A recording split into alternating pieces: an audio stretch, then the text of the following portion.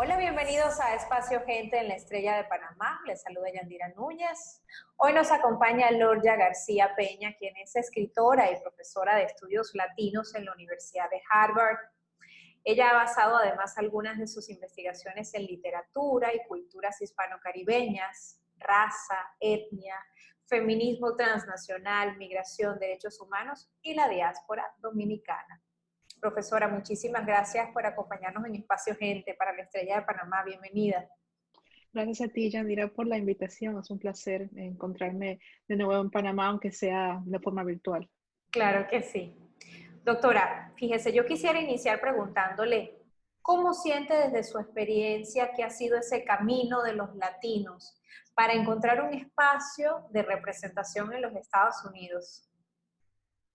Pues es un camino que ha sido largo y que sigue siendo, en el sentido de que es un camino que nos estamos todavía trazando. La migración latina, contrario a otras migraciones en Estados Unidos, digamos la italiana, por ejemplo, o la irlandesa, que ocuparon un espacio específico durante el siglo XIX, la migración latina es una migración que fluye, que sigue en constante movimiento y que se mezcla también con la experiencia de latinos y latinas en los Estados Unidos que nunca fueron inmigrantes, sino que siempre han sido parte de la historia de este país.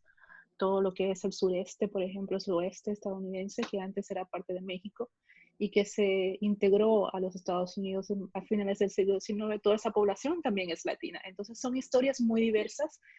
Somos una comunidad bastante unida en nuestras luchas políticas, en nuestra cultura, pero que tenemos experiencias diferentes dependiendo de los países desde donde venimos, ¿no? Entonces es un camino que se sigue trazando tanto en la política como en la representación cultural. Uh-huh. Ahora, doctora, sobre una de sus últimas investigaciones, y la cito textualmente, traduciendo la negritud, migraciones y desvíos de las colonialidades latinas en perspectivas globales, usted ha dicho que busca en esta clarificar cómo los inmigrantes negros latinoamericanos y sus descendientes lidian con varios sistemas raciales y se abren un espacio de pertenencia dentro de las naciones que a menudo los excluyen. Ahora, ¿qué se refiere cuando nos habla de esta exclusión?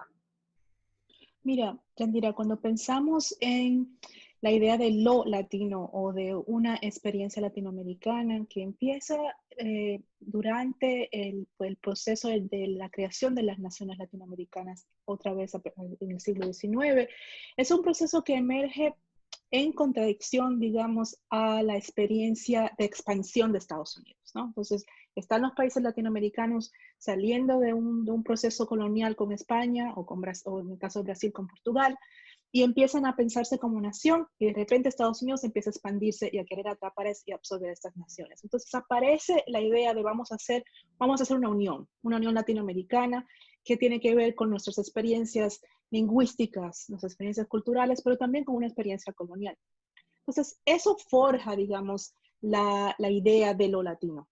Lo que pasa con esta construcción de lo latinoamericano o lo latino en los países de América Latina es que ha creado también una borradura racial, donde por intentar crearnos como un grupo unido, hemos creado esta idea del mestizaje, de que somos una raza mixta, de que todos somos iguales, de que nuestras diferentes naciones, y estoy simplificando, cada país ha tenido un proceso diferente, ¿no? Lo que ha pasado en Panamá no es lo mismo que lo que ha pasado en Colombia o en México.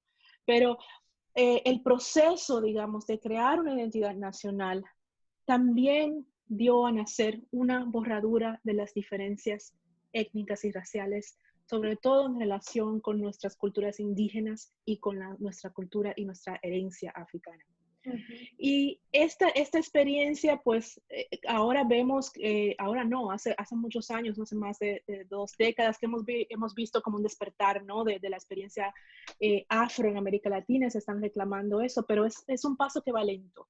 Entonces, si añadimos a esto luego la experiencia de la migración a la diáspora, sea en Estados Unidos o en Europa, lo que nos encontramos son como paralelos dobles, digamos, de colonialidad y de exclusión. Esas personas que han sido históricamente excluidas de sus países, donde nos imaginamos algunos países en América Latina como si no hubieran negros. Se habla mucho de Argentina o de México como países donde no existía la negritud, cuando sabemos que eso históricamente no es cierto. Y luego llegamos a Estados Unidos, donde sabemos que hay un discurso racial complicado.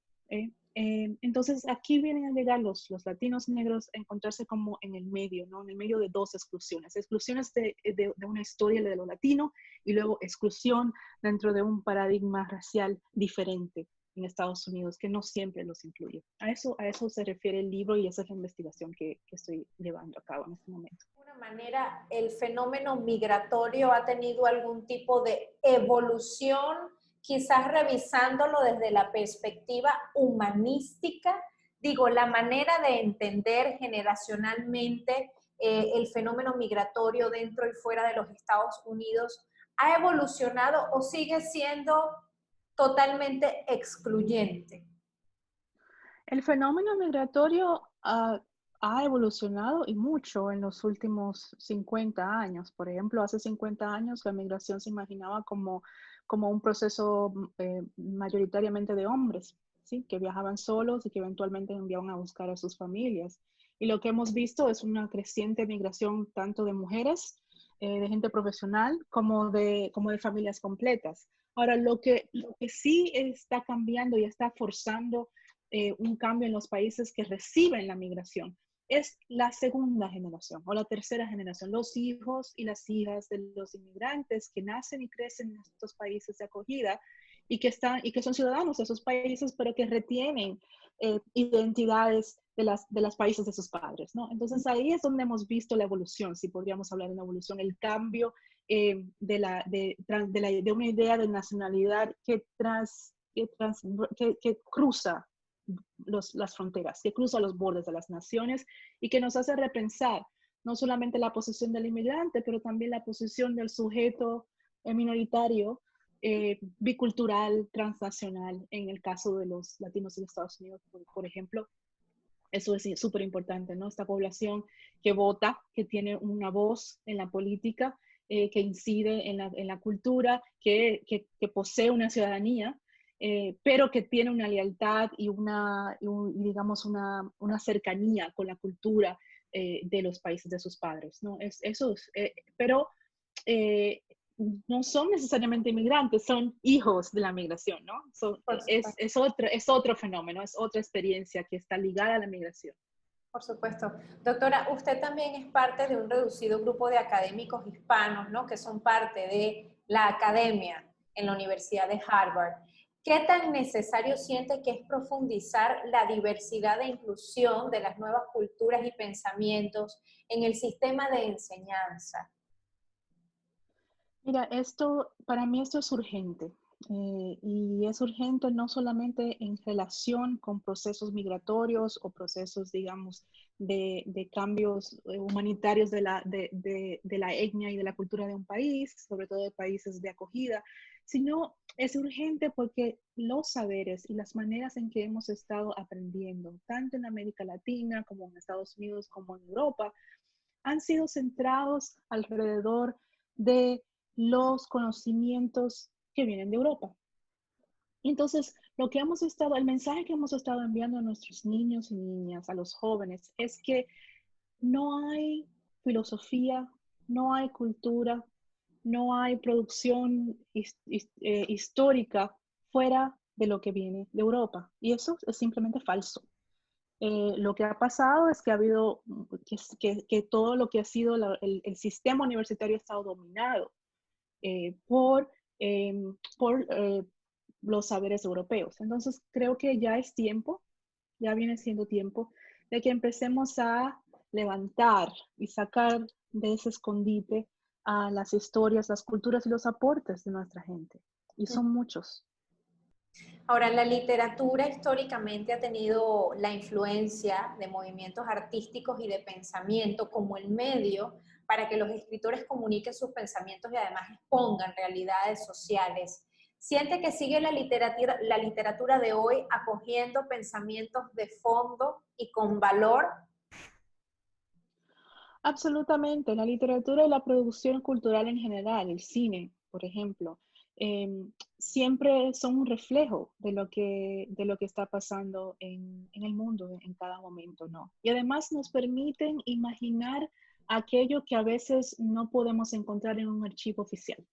¿Sí? Entonces la literatura nos ha dado, digamos, en circunstancias difíciles como dictaduras, por ejemplo, donde ha habido censura y los medios de comunicación, los periodistas no pueden decir lo que tienen que decir o lo que quisieran decir. Ahí el ingenio de la literatura nos permite un poco imaginar cómo podría haber sido aquello que no pudimos escribir en aquel momento. Entonces tiene un valor inmenso para entender los procesos humanos. Lo que está pasando es que la literatura y las producciones culturales están cambiando, como está cambiando el mundo. Entonces, tenemos que adaptarnos a entender de dónde viene esta producción, dónde la encontramos. Los formatos son diferentes, cada vez más hay formatos digitales nuevos y tenemos que caerle un poco atrás, ¿no? Y entender cuál es su función en este momento. Ujú. Ahora, fíjese, algunos creen precisamente, ¿no? A propósito de su análisis, que no, hoy día no se enseña a leer, sino a analizar y que se confunde el instrumento, por ejemplo, la técnica narrativa, con el fin, que es el mensaje subjetivo que se comunica. ¿Podría estar quizás de alguna manera en riesgo la enseñanza de la literatura partiendo de este principio?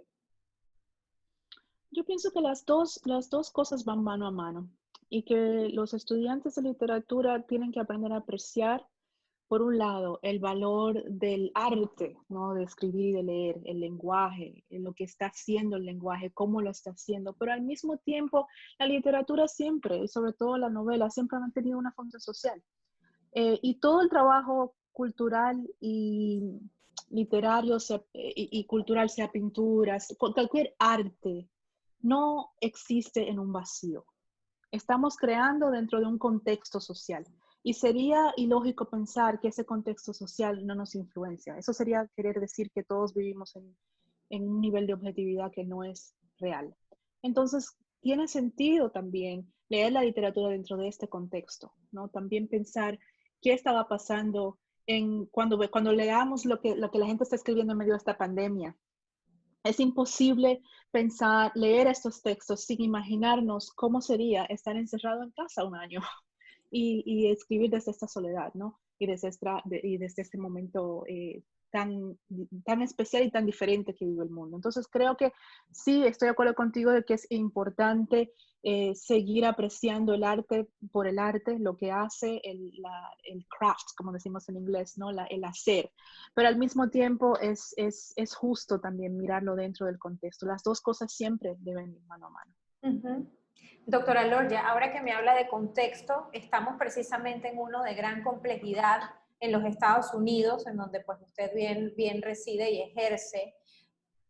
¿Vislumbra de alguna manera quizás un escenario o tiempos de convergencia de ideas, de sentir en donde se encuentren quizás los latinos con esa huella tan importante y tan determinante que ha marcado históricamente a los Estados Unidos, en medio de un escenario, pues, digamos, de encuentros, ¿no? Que queda con esta administración saliente de Donald Trump y lo que vienen a hacer, pues, quizás unas propuestas un poco más inclusivas de Joe Biden. ¿Cómo ve ese escenario? Mira, la esperanza es que sea un mejor momento político, pero yo lo miro todo con mucha precaución siempre. Hemos salido de 4 años bastante difíciles, especialmente para la población migrante y para la población migrante latina.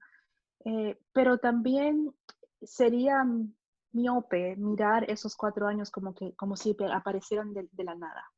Y creo que lo que nos hace falta en Estados Unidos es tener una conciencia histórica, y estoy hablando de historia recién, mucho más clara, de entender que lo que vivimos bajo Trump no apareció simplemente con Trump, ni se va a ir simplemente con él. Entonces hay mucho trabajo que queda por hacer. Creo que no hay que bajar la guardia. Creo que hay que seguir exigiendo al Estado la protección y los derechos que merecemos como ciudadanos y como ciudadanos importantes y contribuyentes de la población estadounidense. Exigir y recordar cuál ha sido el valor histórico y cuál es el valor presente que tiene la población latina en Estados Unidos. Y eso lo tenemos que hacer de muchas maneras, ¿no? En términos políticos, pero también en términos culturales, expresándonos en la escritura, expresándonos en el voto y no dejando pasar este momento simplemente como, uff, ya salimos, ya está, sino recordar que todavía queda, como dije al principio, mucho camino por andar, y que históricamente la posición de los latinos en Estados Unidos ha sido, todo lo que hemos logrado ha sido con mucha exigencia, no nos lo han dado, ha sido exigiendo cuáles son los derechos y recordando de cuál es nuestro rol en el país. Si pudiese condensar en un mensaje breve cuál ha sido la huella de la latinidad en el mundo, ¿cuál sería?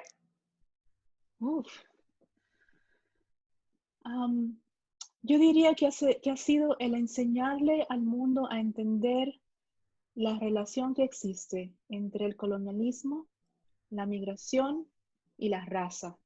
Y cómo a través de la resiliencia y el trabajo duro y el entender esa complicada relación, se puede salir adelante. Hermoso. Lorna García Peña, escritora, profesora de estudios latinos en la Universidad de Harvard y también doctora en estudios americanos. Muchísimas gracias por habernos acompañado desde Boston en Espacio Gente para la Estrella de Panamá. El placer ha sido todo mío. Muchísimas gracias por la invitación. Gracias.